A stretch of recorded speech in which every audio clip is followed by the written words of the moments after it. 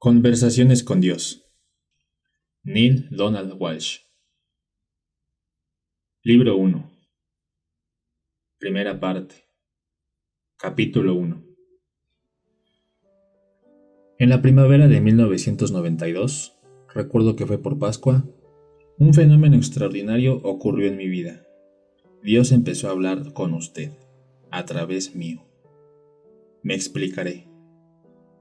En aquella época era muy infeliz, personal, profesional y emocionalmente. Sentía que mi vida era un fracaso a todos los niveles. Dado que desde hacía años había adquirido el hábito de escribir mis pensamientos en forma de cartas, que normalmente nunca enviaba, cogí mi fiel cuaderno de papel amarillo tamaño oficio y comencé a volcar mis sentimientos. Esa vez, en lugar de escribir otra carta a otra persona de la que yo imaginaba ser una víctima, pensé que iría directamente a la fuente, directamente al mayor victimizador de todos. Decidí escribir una carta a Dios.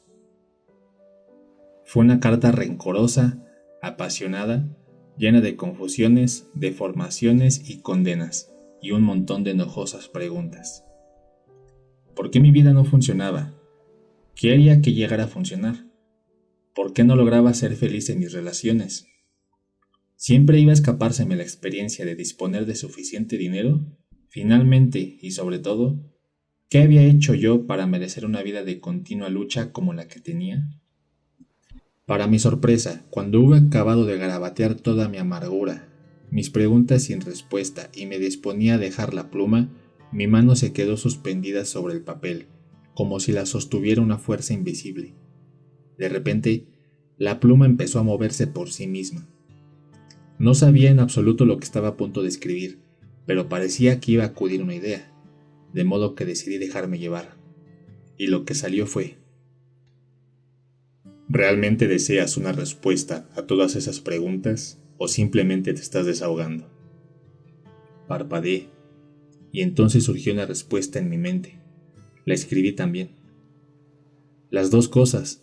Es verdad que me estoy desahogando, pero si esas preguntas tienen respuesta, tan cierto es que quiero oírlas como que hay infierno.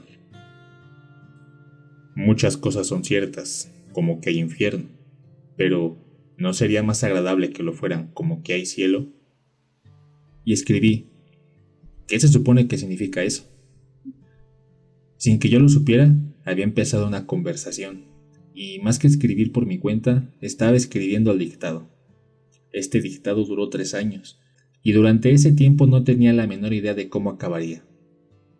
Las respuestas a las preguntas que yo expresaba en el papel no me llegaban hasta que no terminaba de escribir completamente cada pregunta y apartaba mis propios pensamientos. A menudo las respuestas me llegaban más deprisa de lo que podía escribir, entonces tenía que garabatear rápidamente para no quedarme atrás. Cuando me sentía confuso o desaparecía la sensación de que las palabras me llegaban de otra parte, dejaba la pluma e interrumpía el diálogo hasta que de nuevo me sentía inspirado.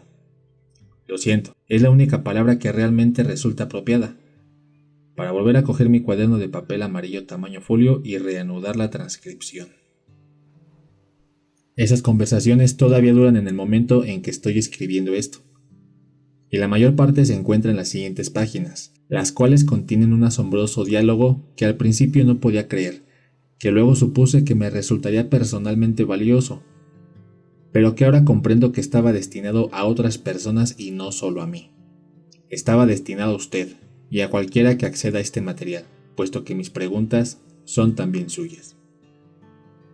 Deseo que intervenga en este diálogo lo antes posible, ya que lo realmente importante no es mi historia, sino la suya. Es la historia de su vida la que aquí se presenta, y si este material es importante, lo es para su experiencia personal. De lo contrario, no estaría usted aquí, con él en las manos en este momento. Así pues, vamos a iniciar el diálogo con una pregunta que me había estado formulando durante mucho tiempo. ¿Cómo habla Dios y a quién? Cuando lo planteé, he aquí la respuesta que obtuve. Habla todo el mundo, constantemente. La cuestión no es a quién hablo, sino quién me escucha. Intrigado, le pedí a Dios que me lo explicara mejor, y esto es lo que dijo. En primer lugar, vamos a cambiar la letra hablar por la palabra comunicarse. Es un término mucho mejor, resulta más completo y más apropiado. Cuando tratamos de hablar a otros, tú a mí, yo a ti, inmediatamente nos vemos restringidos por la increíble limitación de las palabras. Por esta razón, no me comunico únicamente con palabras. En realidad, rara vez lo hago. Mi modo usual de comunicarme es por medio del sentimiento. El sentimiento es el lenguaje del alma. Si quieres saber hasta qué punto algo es cierto para ti, presta atención a lo que sientes al respecto. A veces los sentimientos son difíciles de descubrir y con frecuencia aún más difíciles de reconocer. Sin embargo, en tus más profundos sentimientos se oculta tu más alta verdad. El truco está en llegar a dichos sentimientos. Te mostraré cómo, de nuevo, si tú quieres. Le dije a Dios que sí quería, pero que en ese momento deseaba aún más una respuesta completa y detallada a mi primera pregunta. He aquí lo que Dios me dijo. También me comunico con el pensamiento. El pensamiento y los sentimientos no son lo mismo, aunque pueden darse al mismo tiempo. Al comunicarme con el pensamiento, a menudo utilizo imágenes. Por ello, los pensamientos resultan más efectivos como herramientas de comunicación que las mismas palabras. Además de los sentimientos y pensamientos, utilizo también el vehículo de la experiencia, que es un magnífico medio de comunicación. Y finalmente, cuando fallan los sentimientos, los pensamientos y la experiencia, utilizo las palabras. En realidad, las palabras resultan el medio de comunicación menos eficaz. Están más sujetas a interpretaciones equivocadas y muy a menudo malentendidas. ¿Y eso por qué? Pues debido a lo que son las palabras. Estas son simplemente expresiones, ruidos que expresan sentimientos, pensamientos y experiencias. Son símbolos, signos, insignias. No son la verdad. No son el objeto real. Las palabras le pueden ayudar a uno a entender algo. La experiencia le permite conocerlo. Sin embargo, hay algunas cosas que uno no puede experimentar. Por eso os he dado otras herramientas de conocimiento. Son los llamados sentimientos y también los pensamientos. La suprema ironía del asunto es que ustedes hayan dado tanta importancia a la palabra de Dios y tan poca a la experiencia. En efecto, dan tan poco valor a la experiencia que, cuando su experiencia de Dios difiere de lo que han oído hablar sobre Dios, automáticamente desechan la experiencia y se quedan con las palabras, cuando debería ser precisamente lo contrario. Su experiencia y sus sentimientos sobre algo representan lo que efectiva e intuitivamente saben acerca de ello. Las palabras únicamente pueden aspirar a simbolizar lo que saben, y a menudo pueden confundir lo que saben. Así pues, esas son las herramientas con las que yo me comunico, aunque no sistemáticamente, pues ni todos los sentimientos, ni todos los pensamientos, ni toda la experiencia, ni todas las palabras proceden de mí. Muchas palabras han sido pronunciadas por otros en mi nombre. Muchos pensamientos y muchos sentimientos han sido promovidos por causas que no son resultado directo de mi creación. Y muchas experiencias se derivan también de dichas causas. La cuestión consiste en discernir. La dificultad estriba en saber la diferencia entre los mensajes de Dios y los que proceden de otras fuentes. Esta distinción resulta sencilla con la aplicación de una regla básica.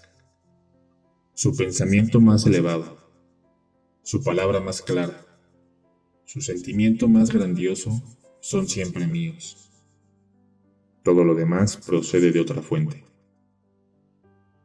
Con ello, se facilita la labor de diferenciación, ya que no debería resultar difícil, ni siquiera para el principiante, identificar lo más elevado, lo más claro y lo más grandioso. No obstante, te daré algunas directrices. El pensamiento más elevado es siempre aquel que encierra alegría.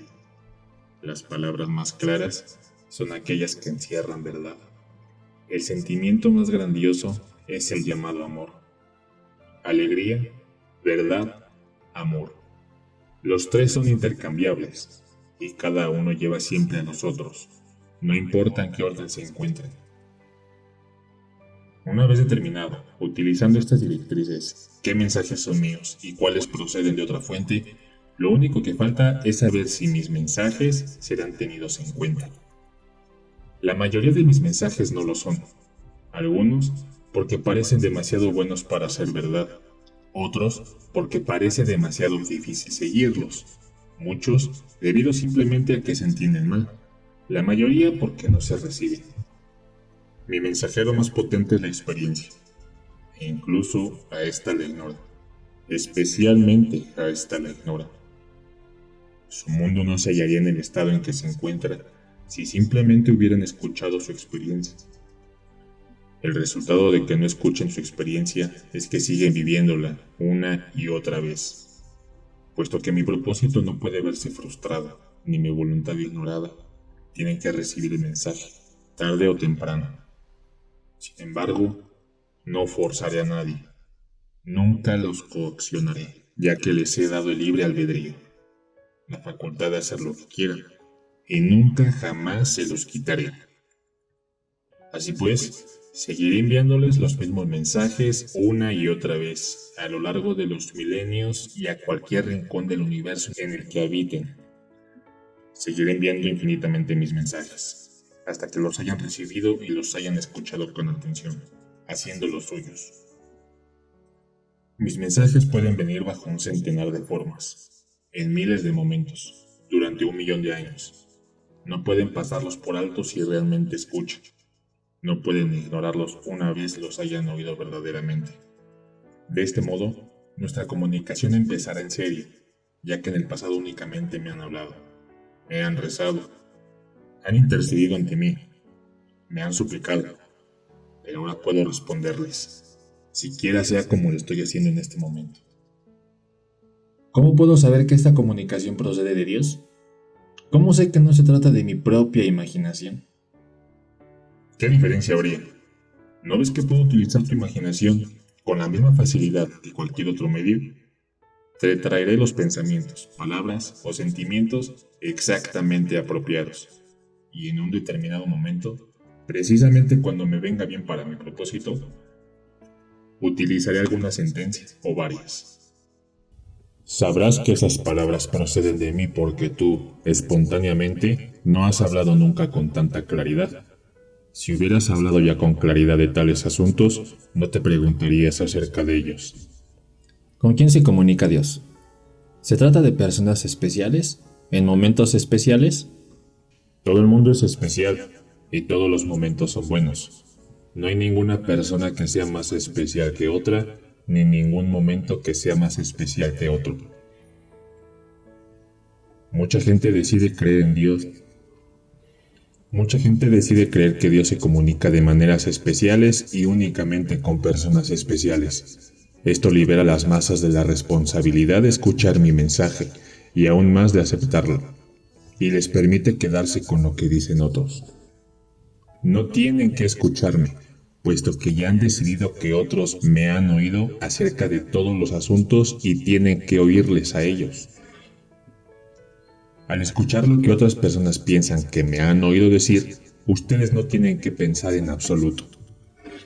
Esta es la razón principal de que la mayoría de la gente eluda mis mensajes a nivel personal. Si uno reconoce que recibe mis mensajes directamente, entonces es responsable de interpretarlos.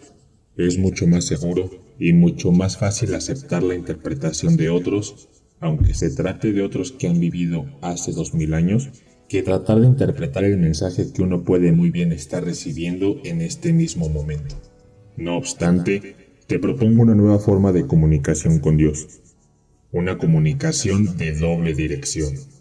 En realidad, eres tú quien me lo ha propuesto a mí, ya que he venido a ti en esta forma, aquí y ahora, en respuesta a tu llamada. ¿Por qué algunas personas, como por ejemplo Jesucristo, parecen escuchar más lo que tú comunicas que otras?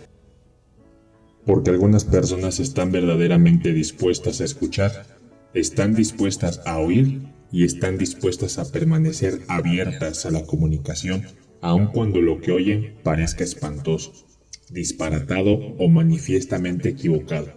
¿Debemos escuchar a Dios aun en el caso de que lo que diga nos parezca equivocado? Especialmente cuando parece equivocado. Si creen que están en lo cierto respecto a algo, ¿para qué necesitan hablar con Dios? Sigan adelante, actuando según su entender. Pero observen lo que han estado haciendo desde el principio de los tiempos, y miren cómo es el mundo. Evidentemente, en algo han fallado, y es obvio que hay algo que no entienden. Lo que sí entienden ha de parecerles correcto, puesto que correcto es un término que utilizan para designar aquello con lo que están de acuerdo. Por lo tanto, aquello que se les escapa aparecerá en un primer momento como equivocado. La única manera de adelantar en esto es preguntándose a sí mismo, ¿qué pasaría si todo lo que considero equivocado fuese realmente correcto? Todos los grandes científicos conocen esta pregunta. Lo que hace el científico no es simplemente trabajar. El científico cuestiona todos los presupuestos y principios. Todos los grandes descubrimientos han surgido de la voluntad, de la capacidad de no estar en lo cierto. Y eso es lo que se necesita en este caso. No pueden conocer a Dios hasta que hayan dejado de decirse a ustedes mismos que ya conocen a Dios. No pueden escuchar a Dios hasta que dejen de pensar que ya han escuchado a Dios. No puedo decirles mi verdad hasta que ustedes dejen de decirme las suyas. Pero mi verdad de Dios procede de ti. ¿Quién lo ha dicho? Otros, ¿Qué otros? predicadores, vicarios, rabinos, sacerdotes, libros, la Biblia, por amor de Dios. Esas no son fuentes autorizadas. ¿No lo son? No. Entonces, ¿qué lo es? Escucha tus sentimientos. Escucha tus pensamientos más elevados. Escucha tu experiencia. Cada vez que una de estas tres cosas difiera de lo que te han dicho tus maestros o has leído en tus libros, olvida las palabras. Las palabras constituyen el vehículo de verdad menos fiable. Hay tantas cosas que quiero decirte, tantas cosas que deseo preguntarte que no sé por dónde empezar. Por ejemplo, ¿por qué no te revelas? Si de verdad hay un Dios y eres tú, ¿por qué no te revelas de un modo que todos podamos entenderlo? Ya lo he hecho, una y otra vez. Estoy haciéndolo de nuevo aquí y ahora. No, me refiero a una forma de revelación que resulte incuestionable, que no se pueda negar. ¿Cómo cuál? Como apareciendo ahora mismo ante mi vista. Lo estoy haciendo. ¿Dónde? Donde quiera que mires. No, yo quiero decir de un modo indiscutible, de un modo que ningún hombre pueda negar. ¿De qué modo sería? ¿Bajo qué forma o aspecto me harías aparecer? Bajo la forma o aspecto que realmente tengas. Eso sería imposible, ya que no poseo una forma o aspecto que puedas comprender. Puedo adoptar una forma o aspecto que puedas comprender, pero entonces todos supondrían que lo que han visto es la sola y única forma y aspecto de Dios, en lugar de una forma y aspecto de Dios, una entre muchas.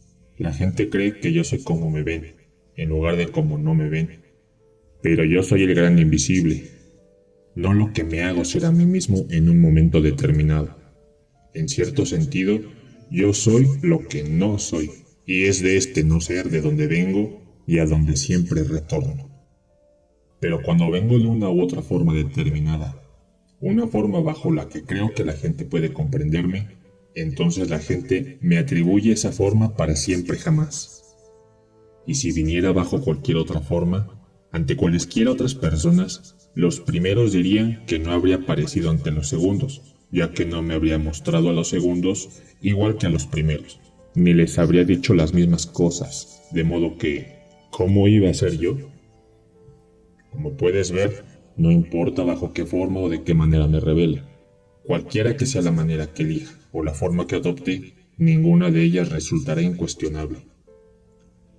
Pero si tú hicieras algo que evidenciara la verdad de quién eres, más allá de cualquier duda o interrogante, Habría todavía quienes dijeran que es cosa del diablo, o simplemente de la imaginación de alguien, o de cualquier causa distinta de mí.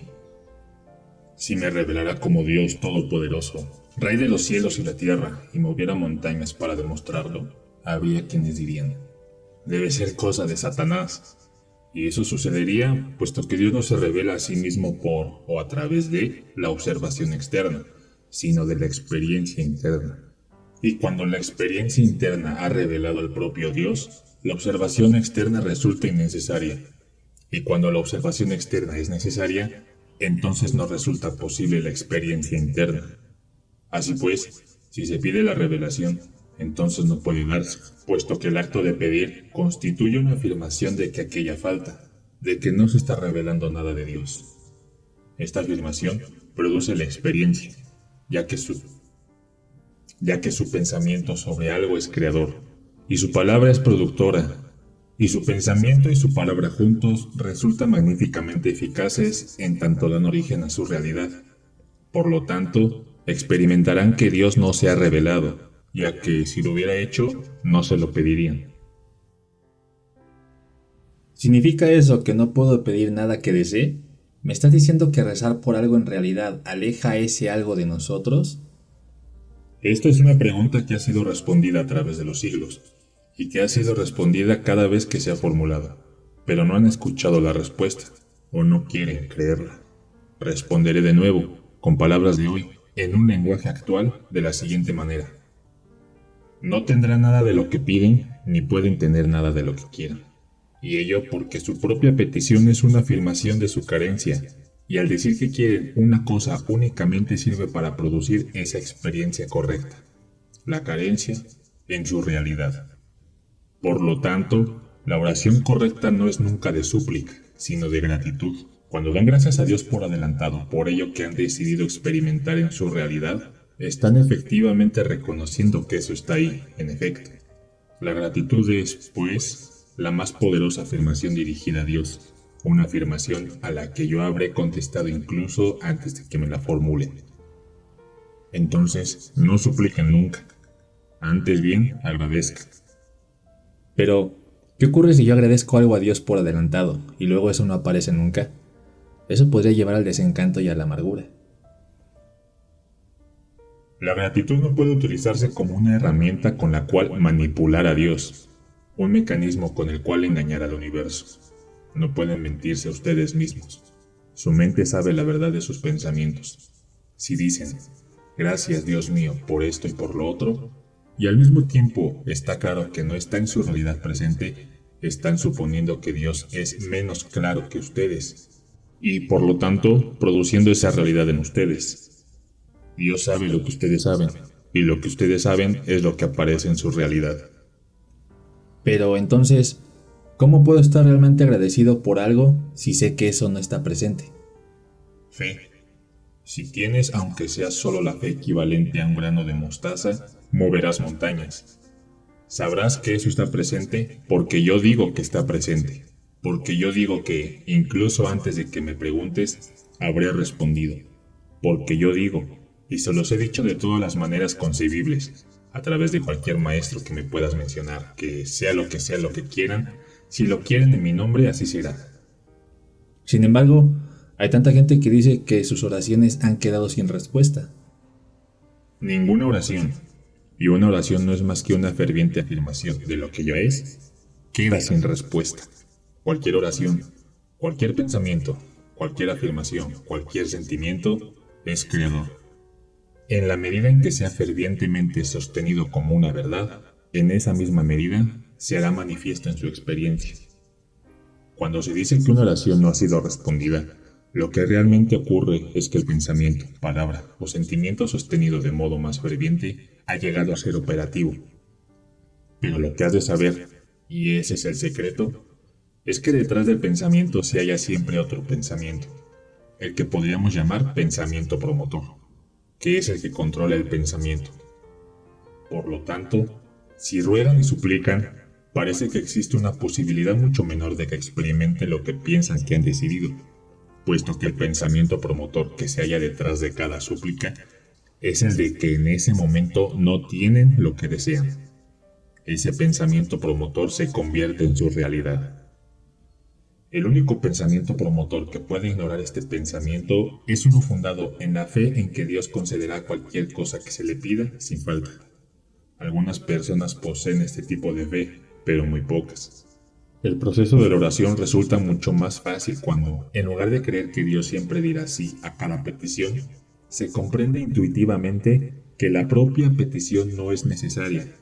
Entonces la oración se convierte en una plegaria de acción de gracias. No es en absoluto una petición, sino una afirmación de gratitud por lo que ya es. Cuando dices que una oración es una afirmación de lo que ya es, estás diciendo que Dios no hace nada, que todo lo que ocurre después de una oración es un resultado de la acción de rezar.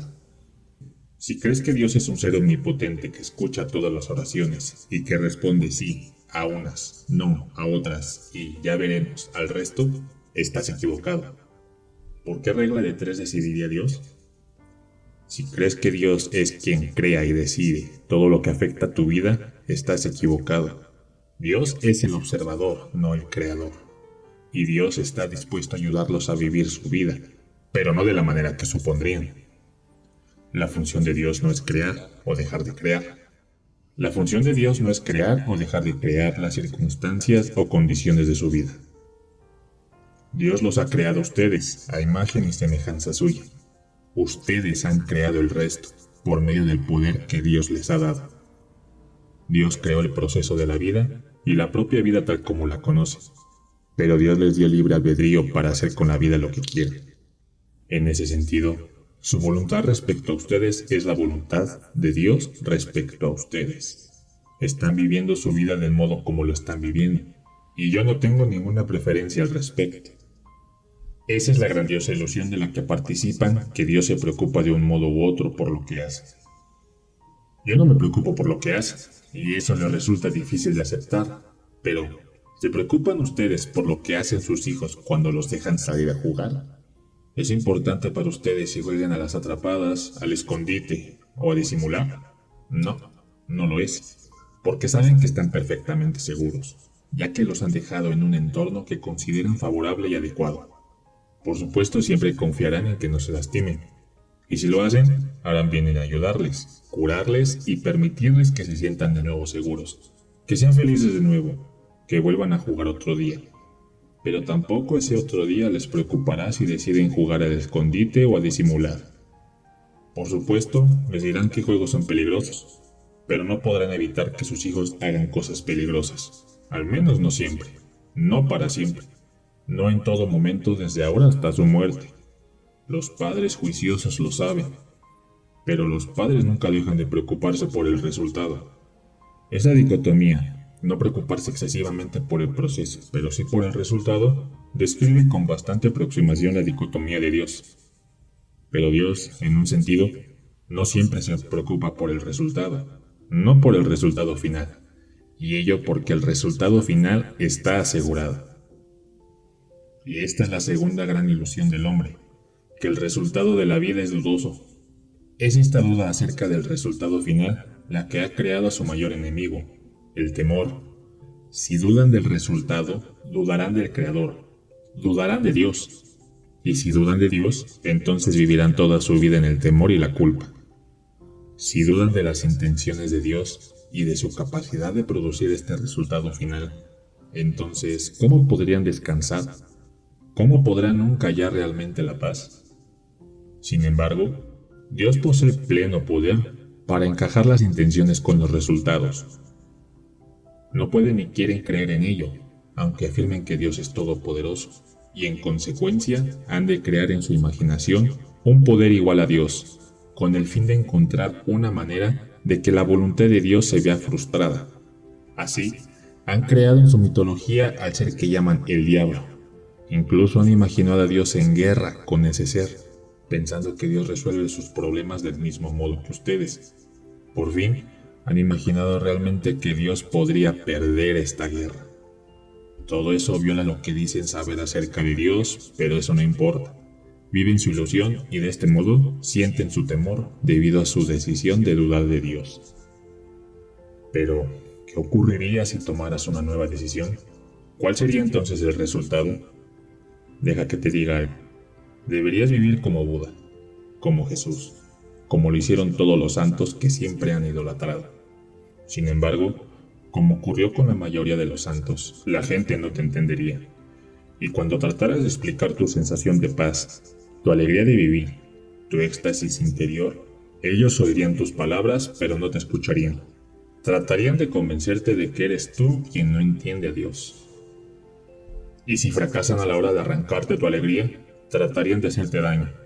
Tan enorme sería su rabia. Y cuando tú les dijeras que eso no te importaba, que ni siquiera la muerte podría privarte de tu alegría, ni cambiaría tu verdad, seguramente te matarían. Entonces, cuando vieran con qué paz aceptabas la muerte, te llamarían santo y te amarían de nuevo. Y ello porque está en la naturaleza de las personas amar, luego destruir y luego amar de nuevo aquello que más aprecian. Pero, ¿por qué? ¿Por qué lo hacemos?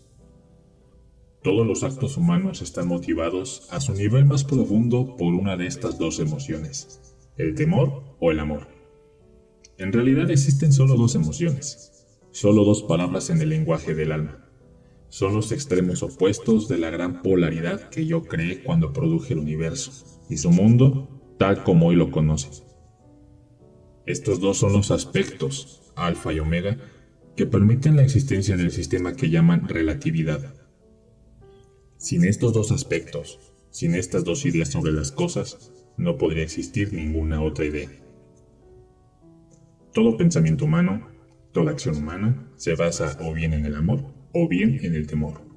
No existe ninguna otra motivación humana, y todas las demás ideas no son sino derivadas de estas dos. Son simplemente versiones distintas, diferentes variaciones del mismo tema. Piensa en ello detenidamente y verás que es verdad. Eso es lo que he llamado pensamiento promotor. Es tanto un pensamiento de amor como de temor. Este es el pensamiento que se oculta detrás del pensamiento que, a su vez, se oculta detrás del pensamiento. Es el primer pensamiento. Es la fuerza principal. Es la energía primaria que mueve el motor de la experiencia humana. Y he ahí cómo el comportamiento humano produce una experiencia repetida tras otra. He ahí por qué los humanos aman, luego destruyen y luego aman de nuevo, siempre con ese movimiento pendular de una emoción a la otra. El amor promueve el temor, que promueve el amor, que promueve el temor. Y la razón se halla en la primera mentira, una mentira que sostienen como si fuera la verdad sobre Dios, de que no se puede confiar en Dios, de que no se puede contar con el amor de Dios, de que el hecho de que Dios los acepte está condicionado, por tanto, de que el resultado final es dudoso. Entonces, si no pueden contar con que el amor de Dios está siempre ahí, ¿con el amor de quién pueden contar? Si Dios se retira y se aparta cuando ustedes no actúan correctamente, ¿no lo harán los simples mortales? Y así es como en el momento en que prometen su más elevado amor, abren la puerta a su mayor temor. Y ello, porque lo primero que les preocupa después de decir «te amo» es si van a escuchar lo mismo. Y si lo escuchan, entonces empiezan inmediatamente a preocuparse por la posibilidad de perder ese amor que acaban de encontrar. Así, toda acción se convierte en reacción de defensa ante la pérdida, incluso cuando tratan de defenderse ante la pérdida de Dios. Pero si supieran quiénes son, que son el ser más magnífico, notable y espléndido que Dios ha creado nunca, no habrían de sentir temor nunca, ya que, ¿quién puede negar esa maravillosa magnificencia? Ni siquiera Dios podría criticar a un ser así. Pero no saben quiénes son, y piensan que son mucho menos. ¿De dónde han sacado la idea de que son cualquier cosa menos magníficos? De las únicas personas cuya palabra aceptarían plenamente, de su madre y de su padre. Estas son las personas que más los aman. ¿Por qué habrían de mentirles? Sin embargo, ¿no les han dicho que son demasiado tal cosa y no suficiente tal otra? ¿No les han recordado que tienen que pasar desapercibidos? ¿No los han regañado en algunos de sus momentos de mayor euforia? ¿Y no los han animado a desechar algunas de sus ideas más descabelladas? Estos son los mensajes que han recibido, y aunque no satisfacen los criterios y por tanto no son mensajes de Dios, también podrían haberlo sido, puesto que proceden, sin duda alguna, de los dioses de su universo. fueron sus padres quienes le enseñaron que el amor está condicionado, y esa es la experiencia que han interiorizado en sus relaciones amorosas. Es también la experiencia que me aplican a mí, y a partir de esta experiencia extraen sus conclusiones sobre mí. En este marco proclaman su verdad. Dios es un Dios amoroso, dice, pero si quebrantas sus mandamientos, Él te castigará con el destierro perpetuo y la condenación eterna. ¿Acaso no han experimentado el destierro de sus propios padres? ¿No conocen el dolor de su condenación? ¿Cómo entonces podrían imaginar que iba a ser distinto conmigo? Han olvidado que era ser amado sin condiciones. No recuerdan la experiencia del amor de Dios. Y así tratan de imaginar cómo debe ser el amor de Dios basándose en cómo ven que es el amor del mundo. Han proyectado en Dios el papel de padre y, en consecuencia, han salido con un Dios que juzga y premia o castiga, con base en los buenos que creen que han sido hasta el momento. Pero esta es una visión simplista de Dios, basada en su mitología. No tiene nada que ver con quién soy yo. Así pues, habiendo creado todo un sistema de pensamiento acerca de Dios basado en la experiencia humana más que en las verdades espirituales, después crearon toda una realidad en torno al amor. Se trata de una realidad basada en el temor, arraigada en la idea de un Dios terrible y vengativo. Ese pensamiento promotor es erróneo, pero rechazarlo supondría desbaratar toda su teología. Y aunque la nueva teología que podría reemplazarla sería realmente su salvación, no pueden aceptarla, puesto que la idea de un Dios al que no haya que temer, que no va a juzgar y que no tiene ningún motivo para castigar, resulta sencillamente demasiado magnífica para incluirla siquiera en su más grandiosa noción de quién y qué es Dios. Esta realidad del amor basada en el temor domina su experiencia de aquel, más aún, en realidad la crea, ya que no solo hace que consideren que reciben un amor condicionado, sino también que piensen que lo das del mismo modo, e incluso mientras negocian y establecen sus condiciones, una parte de ustedes sabe que eso no es realmente amor. Aún así, parecen incapaces de cambiar la manera de dispensarlo. Si dicen a ustedes mismos que han aprendido la manera difícil, y que se condenan si se hacen de nuevo vulnerables, pero lo cierto es que deberían decir que se condenan si no lo hacen. Debido a sus propios y equivocados pensamientos sobre el amor, sí que se condenan realmente a no experimentarlo nunca en toda su pureza. Del mismo modo, se condenan a no conocerme nunca como realmente soy, al menos mientras sobren así, ya que no pueden rechazarme para siempre, y llegará el momento de nuestra reconciliación. Cualquier acción emprendida por los seres humanos se basa en el amor o en el temor, y no simplemente las que afectan a las relaciones. Las decisiones relativas a los negocios, la industria, la política, la religión, la educación, la política social, los objetos económicos de su sociedad, las decisiones que implican guerra, paz, ataque, defensa, agresión, sometimiento, las determinaciones de codiciar o regalar, de ahorrar o compartir, de unir o dividir. Cualquier decisión libre que tomen se deriva de uno de los dos únicos pensamientos posibles que existen: un pensamiento de amor o un pensamiento de temor. El temor es la energía que contrae, cierra, capta, huye, oculta, acumula y daña. El amor es la energía que expande, abre, emite, permanece, revela, comparte y sana. El temor cubre sus cuerpos de ropa. El amor les permite permanecer desnudos. El temor se aferra a todo lo que tiene. El amor lo regala. El temor prohíbe. El amor quiere. El temor agarra. El amor deja ir. El temor duele. El amor alivia. El temor ataca. El amor repara. Cualquier pensamiento, palabra o acto humano se basa en una emoción o la otra. No tienen más elección al respecto, puesto que no existe nada más entre que elegir, pero tienen libre albedrío respecto a cuál de las dos escoger. Haces que parezca muy fácil, y sin embargo, en el momento de la decisión el temor vence mucho más a menudo. ¿Por qué? Han aprendido a vivir en el temor. Se les ha hablado de la supervivencia de los más capacitados y de la victoria de los más fuertes y el éxito de los más inteligentes. Pero se les ha dicho muy poco sobre la gloria de quienes más aman. De este modo, se esfuerzan por ser los más capacitados, los más fuertes, los más inteligentes, de una u otra manera. Y si en una situación determinada perciben que ustedes lo son menos, tienen miedo de perder, puesto que se les ha dicho que ser menos significa perder. Así, evidentemente, eligen la acción promovida por el temor, porque eso es lo que les han enseñado. Pero yo les enseño esto. Cuando escojan la acción promovida por el amor, entonces harán algo más que tener éxito. Entonces experimentarán plenamente la gloria de quienes realmente son y quienes pueden ser. Para hacer esto, deben dejar de lado las enseñanzas de sus bien intencionados, aunque mal informados profesores mundanos, y escuchar las enseñanzas de aquellos cuya sabiduría proviene de otra fuente. Hay muchos de estos profesores entre ustedes, como siempre los ha habido, ya que nunca he querido privarlos de aquellos que les mostraran, les enseñaran, los guiaran y les recordaran esas verdades. No obstante, el mayor recordatorio no se halla fuera de ustedes, sino que es su propia voz interior. Esta es la primera herramienta que utilizo, puesto que es la más accesible.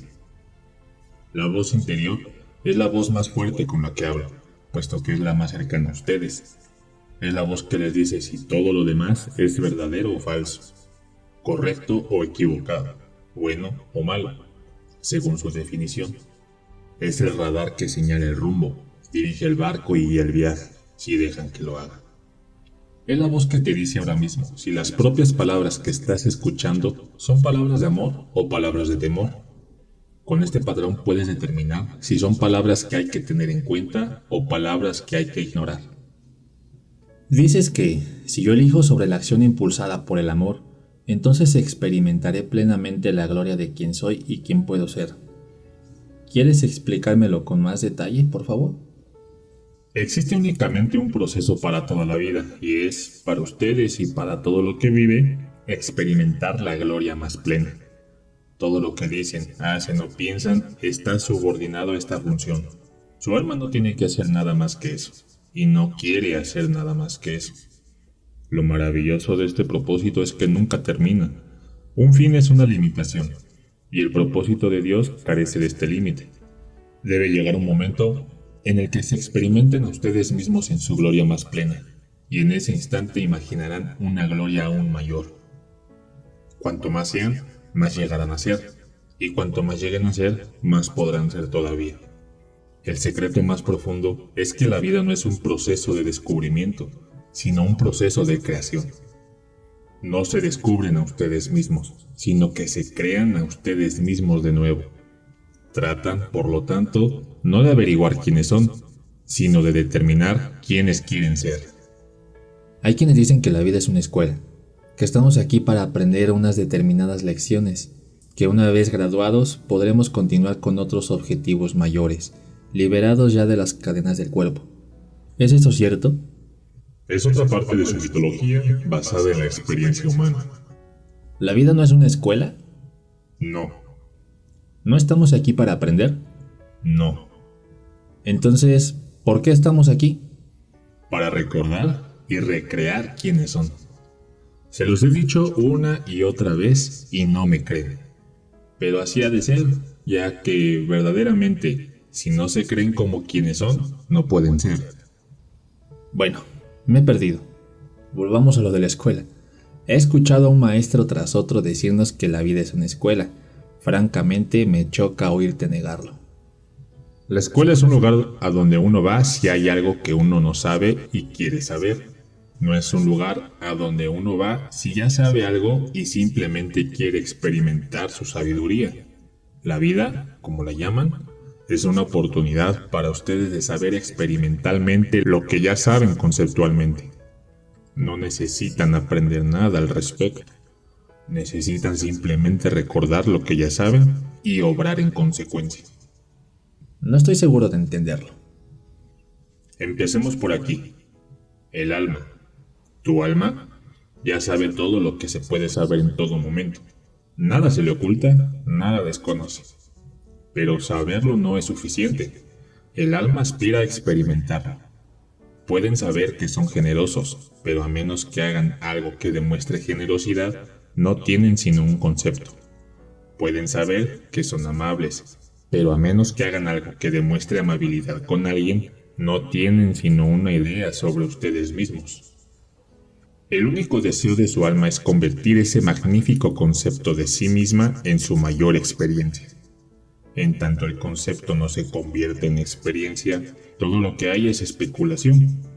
Yo he estado especulando sobre mí mismo durante mucho tiempo, más del que tú y yo podríamos recordar conjuntamente, más que la edad del universo multiplicada por sí misma. Ve pues qué joven es, qué nueva es mi experiencia de mí mismo.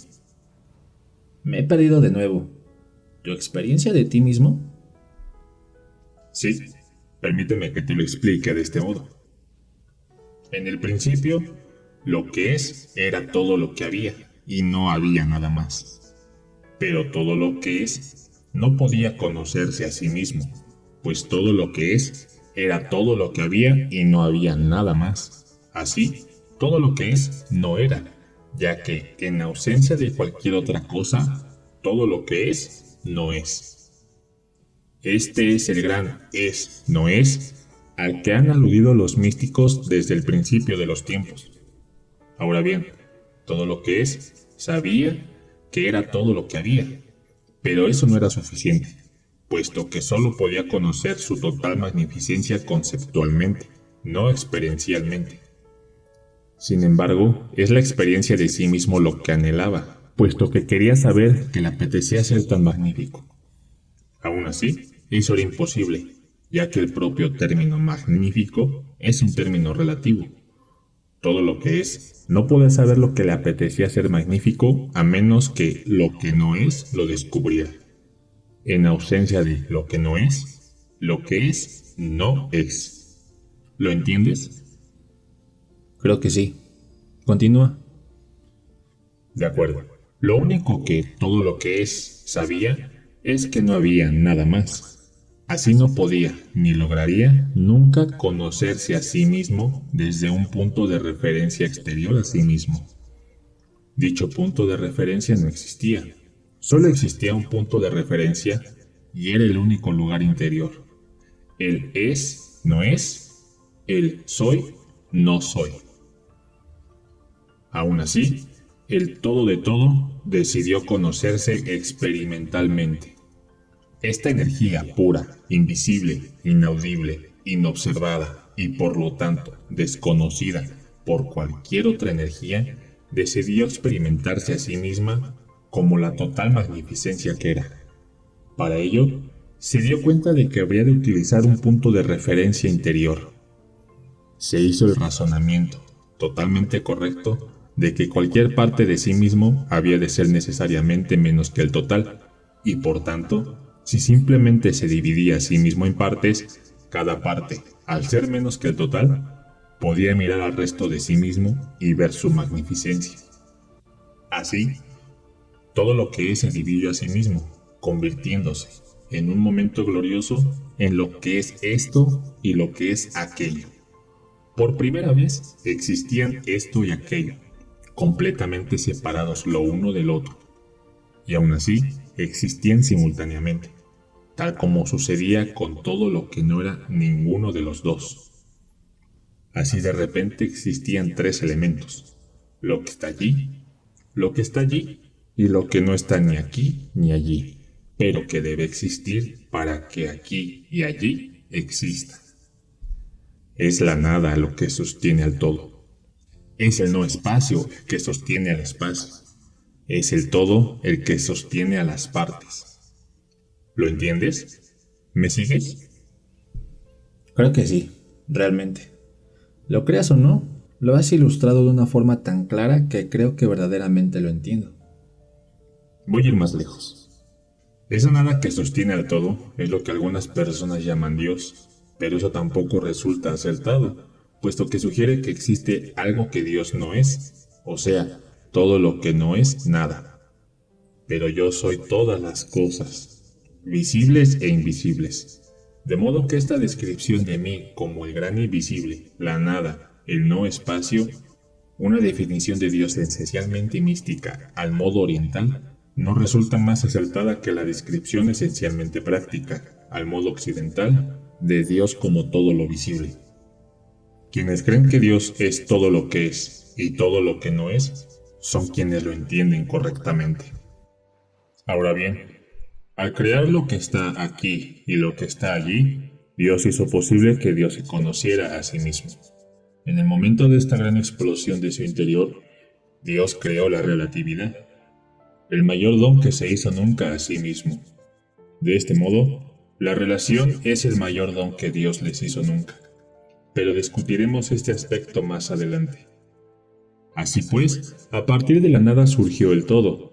Por cierto, un acontecimiento espiritual del todo coherente con lo que sus científicos llaman la teoría del Big Bang. Como todos los elementos se hallaban en movimiento, se creó el tiempo, puesto que algo que primero estaba aquí, luego estaba allí, y el periodo que empieza en ir de aquí a allí resultaba mensurable. Exactamente como las partes de sí mismo visibles empezaron a definirse por sí mismas, unas en relación con las otras, así sucedió también con las partes invisibles.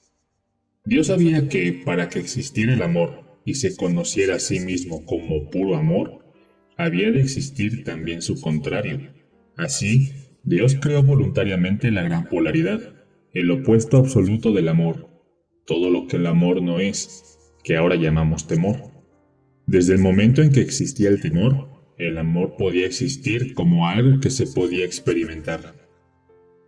Es a esta creación de dualidad entre el amor y su contrario a la que se refieren los humanos en sus diversas mitologías como el nacimiento del diablo, la caída de Adán, la rebelión de Satán, etc. Del mismo modo que han decidido personificar el amor puro en el personaje que llaman Dios, también han decidido personificar el temor abyecto en el personaje que llaman el demonio. En la Tierra, algunos han establecido mitologías algo más elaboradas en torno a este acontecimiento, completadas con argumentos de batallas y guerras, soldados angélicos y guerreros diabólicos, las fuerzas del bien y del mal, de la luz y de la oscuridad. Esta mitología ha constituido el primer intento por parte de los hombres de entender y explicar a los demás de manera que pudieran entenderlo un acontecimiento cósmico del que el alma humana es profundamente consciente, pero que la mente apenas puede concebir. Al dar el universo como una versión dividida de sí mismo, Dios produjo, a partir de la energía pura, todo lo que ahora existe, tanto lo visible como lo invisible. En otras palabras, no solo se creaba de este modo el universo físico, sino también el universo metafísico. La parte de Dios que forma el segundo término de la ecuación soy, no soy, explotó también en un infinito número de unidades más pequeñas que el conjunto. A estas unidades de energía las llamarían espíritus. En algunas de sus mitologías religiosas se afirma que Dios Padre tiene muchos hijos espirituales. Este paralelismo con la experiencia humana de la vida que se multiplica parece ser el único modo de que las masas puedan captar en realidad la idea de la súbita aparición, la súbita existencia de innumerables espíritus comprendiendo la totalidad de mí. Son, en un sentido cósmico, mi descendencia. Mi divino propósito al dividirme era crear suficientes partes de mí como para poder conocerme a mí mismo experimentalmente. Solo hay una manera en que el creador puede conocerse experiencialmente en cuanto creador, y es creando. Así, di a cada una de las innumerables partes de mí el mismo poder de crear que yo poseo en su totalidad. A eso es a lo que se refiere su religión cuando afirma que fueron creados a imagen y semejanza de Dios. Esto no significa, como han dicho algunos, que sus cuerpos físicos sean iguales, aunque Dios puede adoptar cualquier forma física que quiera para determinados propósitos. Significa que su esencia es la misma. Estamos hechos de la misma sustancia. Somos la misma sustancia, con las mismas propiedades y capacidades, incluyendo la capacidad de crear realidad física de un soplo. Mi propósito al crearlos a ustedes, mi descendencia espiritual, era conocerme a mí mismo siendo Dios. No tenía modo de hacerlo, salvo a través de ustedes. Así, se puede decir, y se ha dicho muchas veces, que mi propósito respecto a ustedes es que ustedes se conozcan siendo como yo. Esto parece extraordinariamente simple, pero resulta muy complejo, ya que solo hay un modo de conocerse siendo como yo, y es conocerse primero no siendo como yo. Ahora trata de seguirme. Esfuérzate por no perder el hilo, ya que el asunto se hace más sutil. ¿Listo? Creo que sí. Bien. Recuerda que me has pedido esta explicación. Has estado esperándola durante años, y me la has pedido en términos profanos, no en doctrinas teológicas o teorías científicas. Sí, soy consciente de lo que te he pedido. Y tal como la has pedido, te la voy a dar. Ahora bien, para simplificar las cosas, voy a utilizar su modelo mitológico de los hijos de Dios como la base de mi exposición, ya que se trata de un modelo con el que están familiarizados y en muchos aspectos no resulta tan lejano. Así, volvamos a cómo se desarrolla este proceso de autoconocimiento. Solo había un modo de que yo motivara a todos mis hijos espirituales a conocerse a sí mismos como partes de mí, y era simplemente diciéndoselo. Y eso hice. Pero, como puedes ver, no era suficiente para el espíritu conocerse simplemente como Dios, o parte de Dios, o hijo de Dios, o heredero del reino, o cualquier mitología que quieras utilizar. Como ya he explicado, conocer algo y experimentarlo son dos cosas distintas. El espíritu anhelaba conocerse experiencialmente, como yo hice. La conciencia conceptual no era suficiente para ustedes. Así, ideé un plan. Es la idea más extraordinaria de todo el universo, y también la colaboración más espectacular. Digo colaboración, porque todos ustedes están en esto conmigo. Con este plan, ustedes, en cuanto a espíritu puro, entrarían en el universo físico recién creado. Y ello porque lo físico es la única manera de conocer experiencialmente lo que se conoce conceptualmente. Esta es, en efecto, la razón por la que he creado el cosmos físico para empezar, así como el sistema de relatividad que lo gobierna y toda la creación. Una vez en el universo físico, mis hijos espirituales pueden experimentar lo que saben de ustedes mismos, pero primero han de pasar por conocer lo contrario. Para explicarlo de una manera sencilla, no pueden conocerse a ustedes mismos en su grandeza a menos que, y hasta que, sean conscientes de su pequeñez. No pueden experimentar lo que ustedes llaman importante a menos que también pasen por conocer lo insignificante. Llevado a sus últimas consecuencias lógicas, no pueden experimentarse ustedes mismos como lo que son hasta que se hayan enfrentado a lo que no son. Este es el propósito de la teoría de la relatividad y de toda la vida física. Por eso es por lo que no son tal como ustedes se han definido. Ahora bien, en el caso del conocimiento último, en el caso del conocimiento de ustedes mismos siendo como el creador, no pueden experimentar su propio yo como creador, a menos que, y hasta que, creen. Y no pueden crearse ustedes mismos en tanto que no se descreen a ustedes mismos. En cierto sentido, tienen primero que no ser con el fin de ser. ¿Me sigues? Creo. Quédate con esa idea. Por supuesto, no hay ninguna manera de que no sean quienes son y lo que son. Simplemente lo son. Espíritu puro creador. Siempre lo han sido y siempre lo serán. Así pues, hicieron lo mejor que podían hacer. Procuraron olvidar quiénes son realmente. Una vez entrados en el universo físico, renunciaron a su recuerdo de ustedes mismos. Eso les permite decidir ser quienes son, en lugar de encontrarse simplemente siéndolo, por así decirlo. Es en el acto de decidir ser, y no en estar siendo simplemente lo que son, una parte de Dios, en el que se experimentan ustedes mismos siendo como con tal decisión, que es lo que, por definición, es Dios. Sin embargo, ¿cómo pueden decidir respecto a algo sobre lo que no hay ninguna decisión? No pueden no ser mi descendencia por mucho que se empeñen, pero sí pueden olvidarlo. Ustedes son, siempre han sido, y siempre serán, una parte divina del todo divino, un miembro del cuerpo. He aquí por qué el acto de reunirse con el todo, de volver a Dios, se llama remembranza.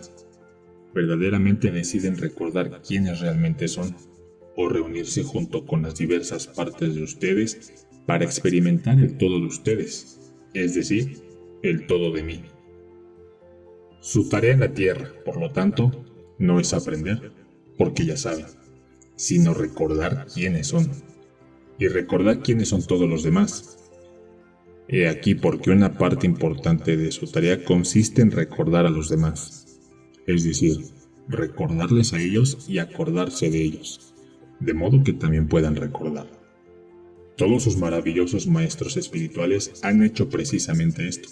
Este es su único objetivo, es el único objetivo de su alma. Dios mío, es tan simple y tan simétrico.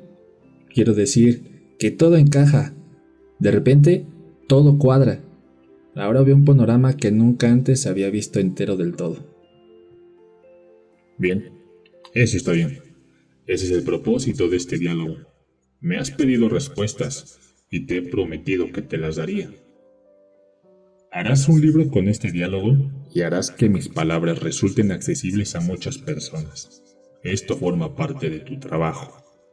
Ahora bien, tú tienes más preguntas que formular acerca de la vida. Ya hemos colocado los cimientos. Hemos preparado el terreno para nuevos conocimientos. Vayamos a esas otras preguntas. No te preocupes. Si hay algo en relación a lo que acabamos de tratar que no entiendes en profundidad, muy pronto lo verás todo claro. Hay tanto que quiero preguntarte. Hay tantas preguntas. Supongo que puedo empezar por las más importantes, las más obvias. Por ejemplo, ¿por qué el mundo es tal como es? De todas las preguntas que el hombre le ha hecho a Dios, esta es la más frecuente. Desde el principio de los tiempos, el hombre se ha formulado esta pregunta.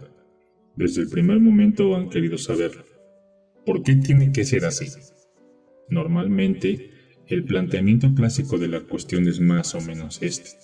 Si Dios es infinitamente perfecto y nos ama infinitamente, ¿por qué crear el hambre y la peste, la guerra y la enfermedad, los terremotos, los tornados, los huracanes y todo tipo de desastres naturales? ¿Por qué los estados de profunda frustración personal y las calamidades mundiales?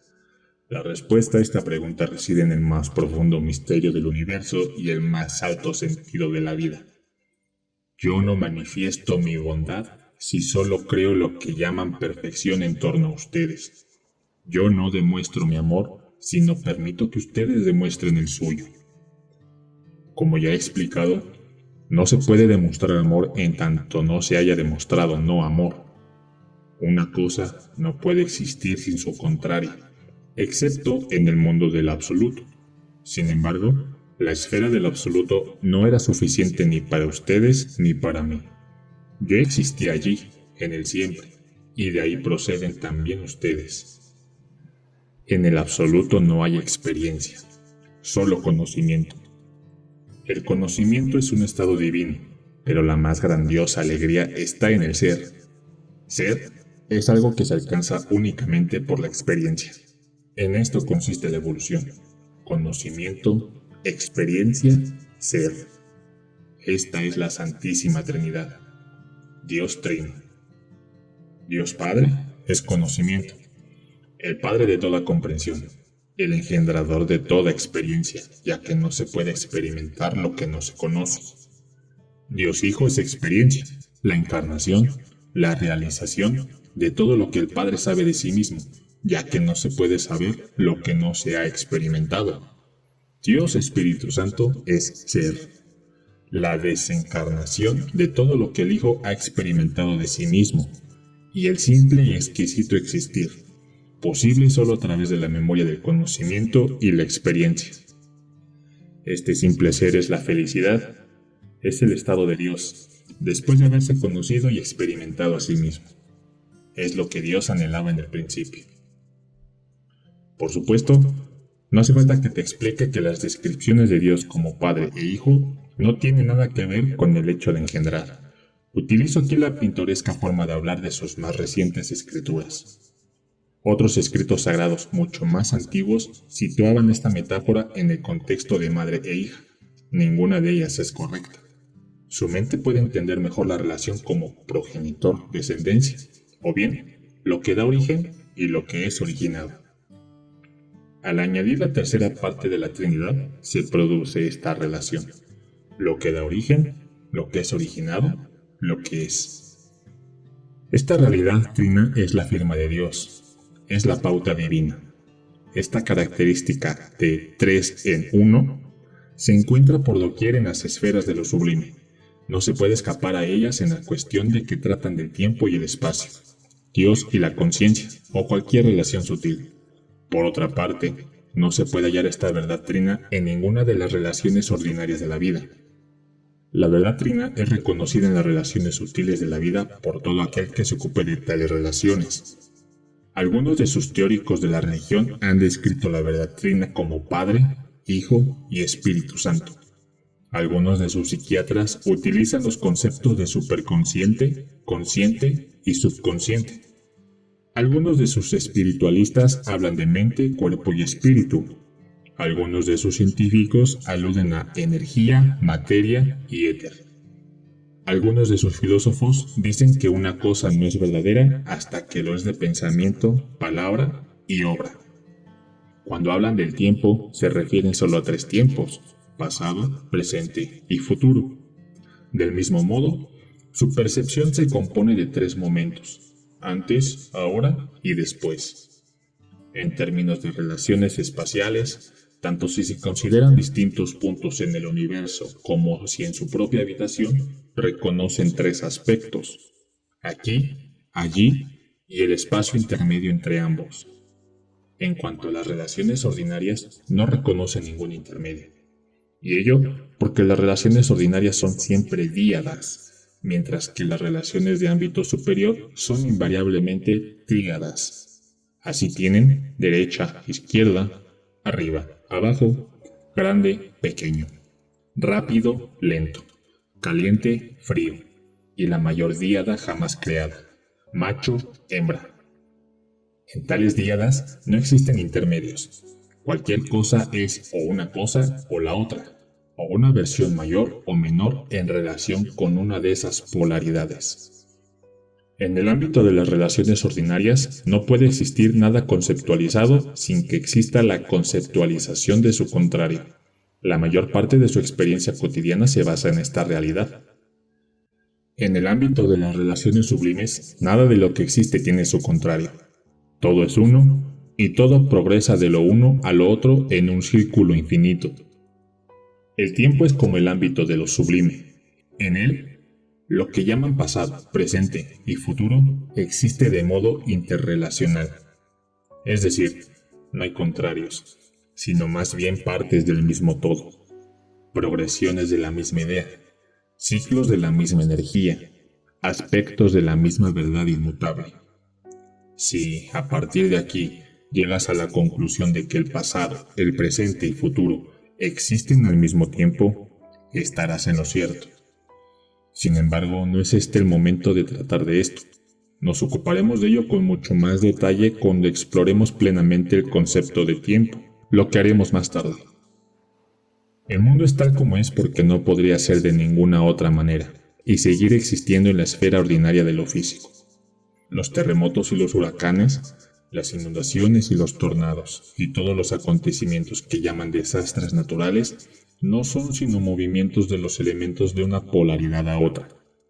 El ciclo nacimiento-muerte forma parte también de este movimiento. Estos son los ritmos de la vida, y en la realidad ordinaria todo está sujeto a ellos, puesto que la propia vida es un ritmo. Es una onda, una vibración, una pulsación del corazón de todo lo que es. El malestar y la enfermedad son los contrarios de la salud y el bienestar, y se manifiestan en su realidad a petición suya. No pueden caer enfermos si, a un determinado nivel, no lo provocan ustedes mismos. y pueden estar bien de nuevo en un cierto momento simplemente decidiendo estarlo. Los estados de profunda frustración personal son respuestas que han elegido y las calamidades mundiales son el resultado de la conciencia mundial. Tu pregunta implica que yo decido tales acontecimientos, que ocurrirían por mi voluntad y mi deseo. Pero yo no provoco estas cosas, simplemente los observo a ustedes hacerlo. Y no hago nada para detenerlas, porque obrar así sería coartar su voluntad. Además, ello los privaría de la experiencia de Dios, que es la experiencia que ustedes y yo hemos elegido juntos. No condenes, pues, todo aquello que llamarías malo en el mundo. En lugar de ello, pregúntate qué es lo que consideras malo, y en su caso, qué puedes hacer para cambiarlo. Investiga en ello, preguntándote, ¿qué parte de mí mismo quiero experimentar ahora en esta calamidad? ¿Qué aspecto del ser decido que surja a partir de ahora? Y ello, porque todo lo viviente existe como una herramienta de su propia creación, y todos sus acontecimientos se presentan simplemente como oportunidades para que decidan, y sean quienes son. Esto es así para cualquier alma. No son, por tanto, víctimas en el universo, sino únicamente creadores. Todos los maestros que han cambiado por este planeta lo han sabido. Y ello porque no importa qué maestro se mencione, ninguno se veía a sí mismo como una víctima, aunque muchos fueron realmente crucificados. Cada alma es un maestro, aunque algunas no recuerden sus orígenes o su herencia. Cada uno crea, en cada momento, la situación y circunstancias apropiadas para su objetivo más elevado y su proceso de recuerdo más rápido. No juzgues, pues, el camino kármico que recorre otra persona. No envidies su éxito, no compadezcas su fracaso, puesto que no sabes qué es éxito y qué fracaso en los cálculos del alma. No llames a algo calamidad, ni feliz acontecimiento hasta que decidas o compruebes cómo es utilizado, ya que es una calamidad la muerte de uno, si con ello salva la vida de miles. ¿Y es una vida un feliz acontecimiento cuando ésta solo ha provocado dolor? Sin embargo, aunque no juzgues, mantén siempre tu propio criterio y deja que los demás sigan el suyo. Esto no significa que debas ignorar una petición de ayuda, ni la tendencia de tu alma a procurar cambiar una circunstancia o condición determinada. Significa que has de evitar las etiquetas y los juicios hagas lo que hagas. Para cada circunstancia hay un don, y en cada experiencia se oculta un tesoro. Había una vez un alma que sabía que ella era la luz. Era un alma nueva, y por lo tanto, ansiosa por experimentar. Soy la luz, decía, soy la luz. Pero todo lo que supiera al respecto y todo lo que dijera al respecto no podían sustituir a la experiencia. Y en la esfera de la que surgió esta alma no había sino luz. Todas las almas eran grandiosas, todas las almas eran magníficas, y todas las almas brillaban con el brillo imponente de mi propia luz. Así, la pequeña alma en cuestión era como una vela en el sol, en medio de la más grandiosa luz de la que formaba parte. No podía verse a sí misma, ni experimentarse a sí misma como quién y lo que realmente era. Sucedía que esta alma anhelaba una y otra vez conocerse a sí misma. Y tan grande era su anhelo que un día le dije, ¿sabes, pequeña? ¿Qué deberías hacer para satisfacer este anhelo tuyo? ¿Qué, Dios mío? Quiero hacer algo, me dijo la pequeña alma. Debes separarte del resto de nosotros, respondí, y luego debes surgir por ti misma de la oscuridad. ¿Qué es la oscuridad, oh santo?, preguntó la pequeña alma. Lo que tú no eres, le respondí, y el alma lo entendió. Y eso hizo el alma, apartándose del todo, e incluso yendo hacia otra esfera. En esta esfera el alma tenía la facultad de incorporar a su experiencia todo género de oscuridad. Y así lo hizo. Pero en medio de toda aquella oscuridad, gritó: «Padre, Padre, ¿por qué me has abandonado?». Igual que ustedes en sus momentos más negros, pero yo nunca los he abandonado, sino que estoy siempre a su disposición, dispuesto a recordarles quiénes son realmente, dispuesto, siempre dispuesto, a recibirlos en casa. Así pues, sé la luz en la oscuridad, y no la maldigas. Y no olvides quién eres mientras dura tu rodeo por el camino de lo que no eres. Pero alaba la creación, aunque trates de cambiarla. Y sabe que lo que hagas en los momentos de más dura prueba puede ser tu mayor triunfo, ya que la experiencia que creas es una afirmación de quién eres y de quién quieres ser. Te he explicado esta historia, la parábola de la pequeña alma y el sol, a fin de que puedas entender mejor por qué el mundo es como es y cómo puede cambiar en un instante en el momento en que cada uno recuerde la divina verdad de su más alta realidad. Ahora bien, hay quienes dicen que la vida es una escuela y que todo lo que uno observa y experimenta en su vida es para que aprenda. Ya he hablado de ello antes, pero nuevamente digo, no han venido a esta vida a aprender nada, solo tienen que manifestar lo que ya saben. Al manifestarlo, lo realizarán y se crearán a ustedes mismos de nuevo, a través de su experiencia. Así pues, justifiquen la vida y dótenla de objetivo. Háganla sagrada.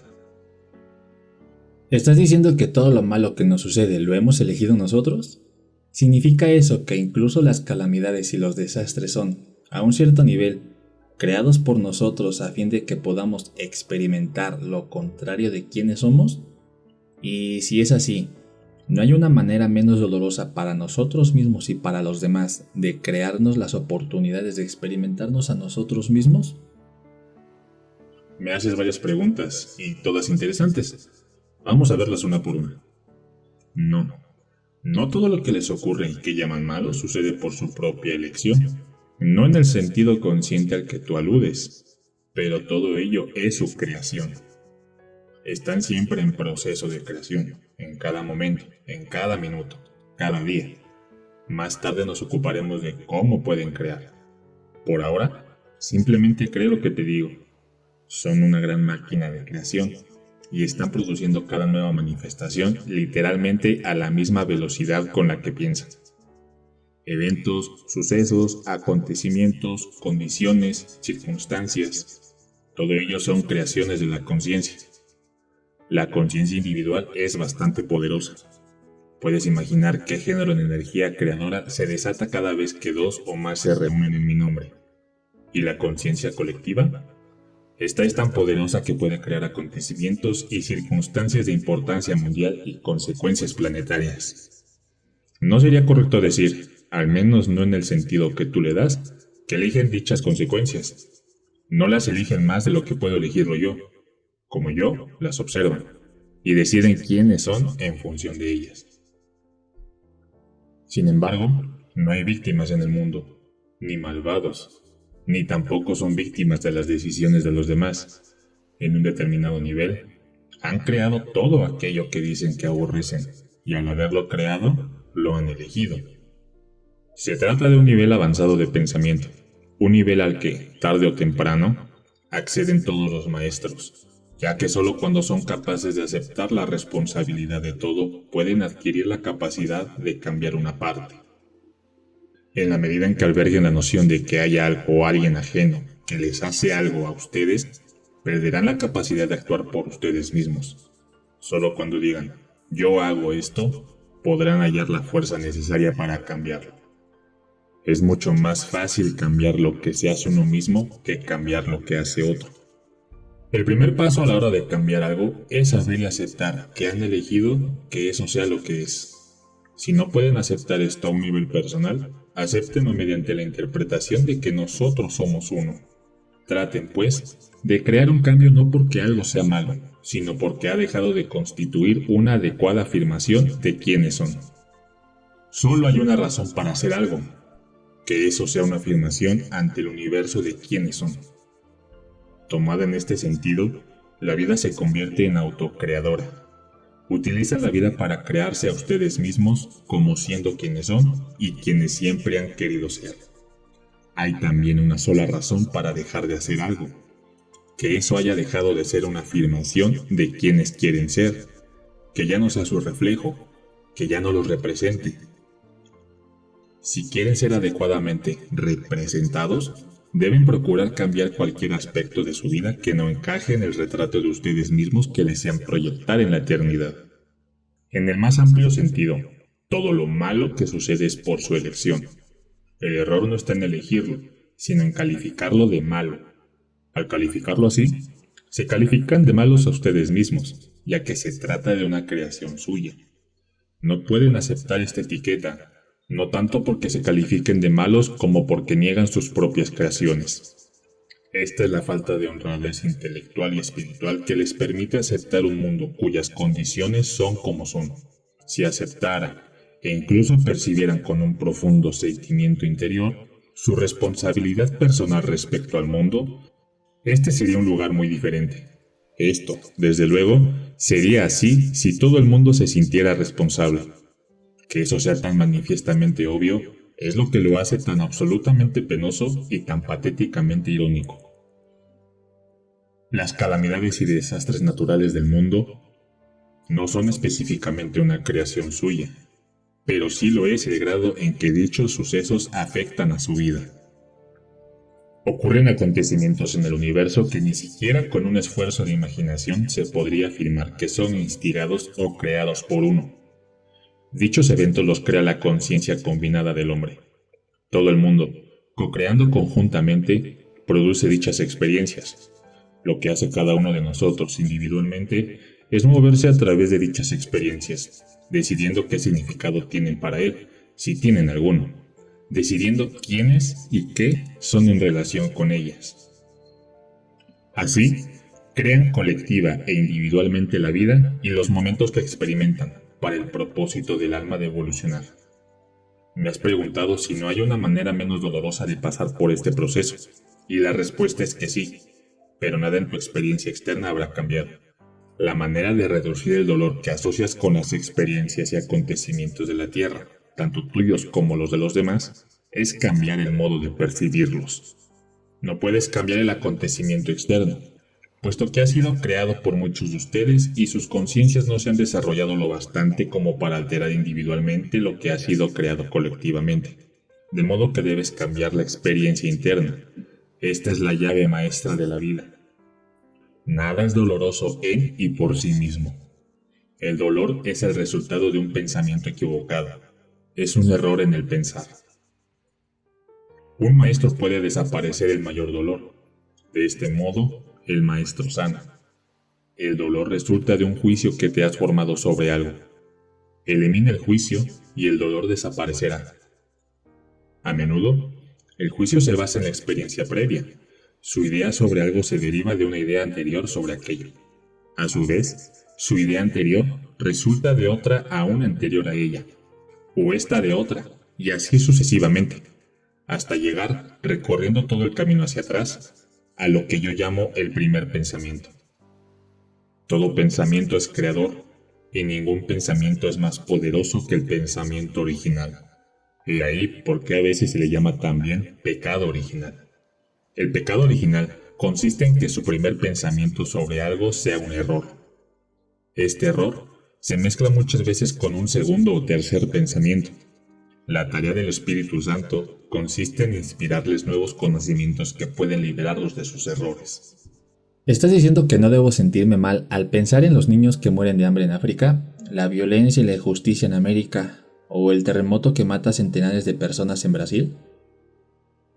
En el mundo de Dios no existen los debo ni los no debo. Haz lo que quieras hacer. Haz aquello que constituya tu reflejo. Aquello que te represente como una versión más magnífica de ti mismo. Si quieres sentirte mal, siéntete mal. Pero no juzgues ni condenes, puesto que no sabes por qué ocurren las cosas ni con qué fin. Y recuerda esto, aquello que condenes te condenará, y un día serás aquello que juzgas. Trata más bien de cambiar aquello que ha dejado de reflejar su más alto sentido de quiénes son.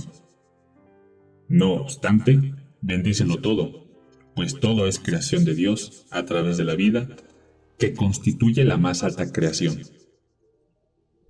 ¿Podríamos detenernos aquí un instante para que pueda recobrar el aliento? ¿He oído bien? ¿Dices que en el mundo de Dios no existen los debo ni los no debo? Exacto. ¿Cómo puede ser?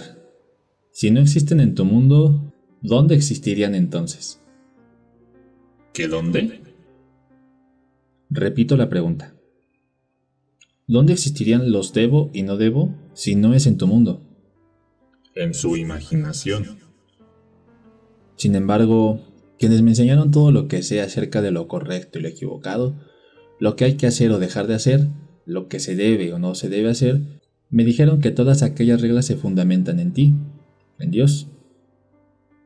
Entonces, quienes te enseñaron estaban equivocados. Yo nunca he establecido qué es lo correcto o lo equivocado, qué hay que hacer o qué no hay que hacer. Obrar así equivaldría a despojarlos completamente de su mayor don, la posibilidad de hacer lo que les plazca y experimentar los resultados de ello. La oportunidad de crearse a ustedes mismos de nuevo a imagen y semejanza de quienes realmente son. El espacio para producir una realidad de ustedes mismos cada vez mayor, basada en su idea más magnífica de aquello de lo que son capaces. Afirmar que algo, un pensamiento, palabra u obra, es equivocado, sería tanto como decirles que no lo pusieran en práctica.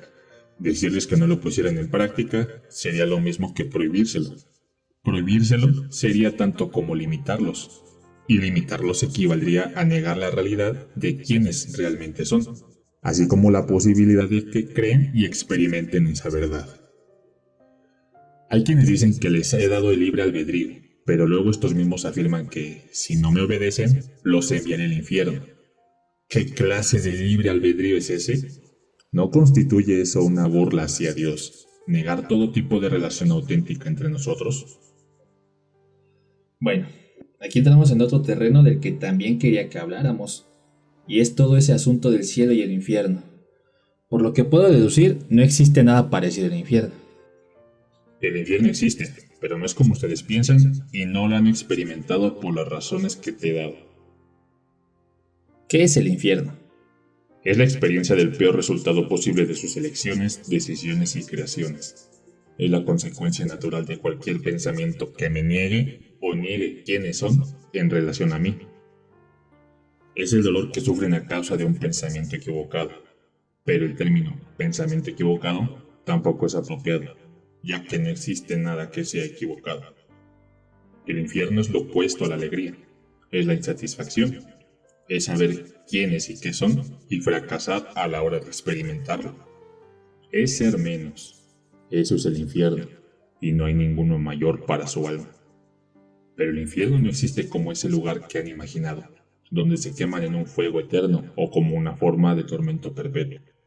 ¿Qué podría pretender yo con eso?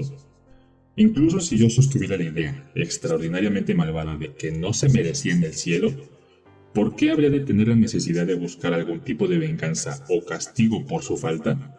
¿No sería para mí mucho más sencillo simplemente deshacerme de ustedes? ¿Qué vengativa parte de mí necesitaría someterlos a un sufrimiento eterno de un tipo y una intensidad más allá de cualquier descripción? Si me contestas que la necesidad de justicia no sería suficientemente justo la simple negación de la comunión conmigo en el cielo, ¿hace falta también infligir un dolor sin fin? Te digo que después de la muerte no hay ninguna experiencia semejante a la que han elaborado en sus teologías basadas en el temor. Pero sí existe la experiencia del alma tan infeliz, tan incompleta, tan inferior al todo, tan separada de la inmensa alegría de Dios, que para su alma eso sería el infierno. Pero deja que te diga que yo no los envío ahí, ni tampoco soy la causa de que esa experiencia los aflija. Son ustedes mismos, quienes crean esa experiencia cada vez y en cada ocasión que alejan su yo de su pensamiento más alto sobre ustedes. Son ustedes mismos, quienes crean la experiencia cada vez que rechazan a su yo, cada vez que niegan quiénes y qué son realmente. Pero ni siquiera esta experiencia es eterna. No puede serlo, puesto que no forma parte de mi plan